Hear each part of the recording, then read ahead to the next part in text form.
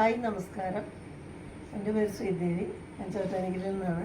ഒരു YouTube channel start ചെയ്തിട്ടുണ്ട്. അതിൻ്റെ പേര് ശ്രീദേവി ടൗൺസ്. ഒരുപാട് സ്ഥലങ്ങളിൽ യാത്ര ചെയ്തു. ഒത്തിരി വിദേശ രാജ്യങ്ങളിലും അതുപോലെ തന്നെ ഓരോ സ്ഥലങ്ങളിൽ പോയിട്ട് എനിക്ക് ചെയ്ത് മറ്റുള്ളവരിലേക്ക് ഷെയർ ചെയ്യണമെന്ന് വളരെ ആഗ്രഹമുണ്ടായിരുന്നു.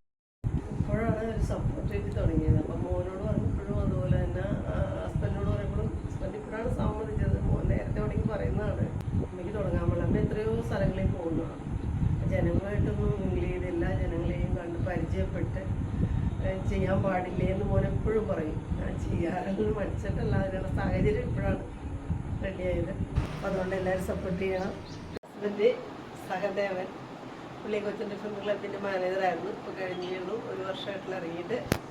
അപ്പോൾ റിട്ടയർഡൊക്കെ ആയപ്പോൾ ഇതൊക്കെ ഒന്ന് ചെയ്ത് വളരെ സന്തോഷമായിട്ട് ഞങ്ങൾക്ക് നടക്കാമെന്നുള്ള ഒരു ചെറുപ്പകാലത്തിലേക്ക് വരുന്നത് പോലെ ഞങ്ങൾക്ക് ഇനിയും മിങ്കിൾ ചെയ്ത് നടക്കാമെന്നുള്ളൊരു ഇതിന് വേണ്ടിയിട്ടാണ്, സന്തോഷത്തിന് വേണ്ടിയിട്ടാണ് ഇത് പുതിയ പുറത്തേക്കൊക്കെ ഇറങ്ങി ജനങ്ങളെയൊക്കെ കണ്ട് ഇതേപോലെ എല്ലാവരും പരിചയപ്പെടാനുള്ള ശ്രമത്തിലാണ്.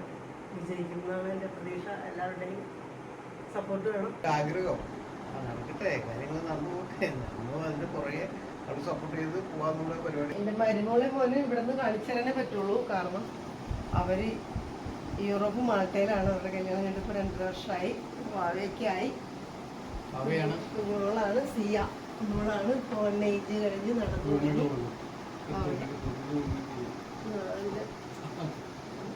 അപ്പോൾ ഇവിടെ എത്തിക്കാറൊക്കെ ആയി. എന്നാൽ ഞങ്ങൾ 2 പേരെങ്കിലും പരിചയപ്പെടുത്താറുണ്ട്. പരിചയപ്പെടുത്തുന്നു എൻ്റെ ഒരു പാവക്കുട്ടിയുണ്ട്. കുട്ടിയുണ്ട് അല്ല, ഡുട്ടു എന്നാണ് പേര്.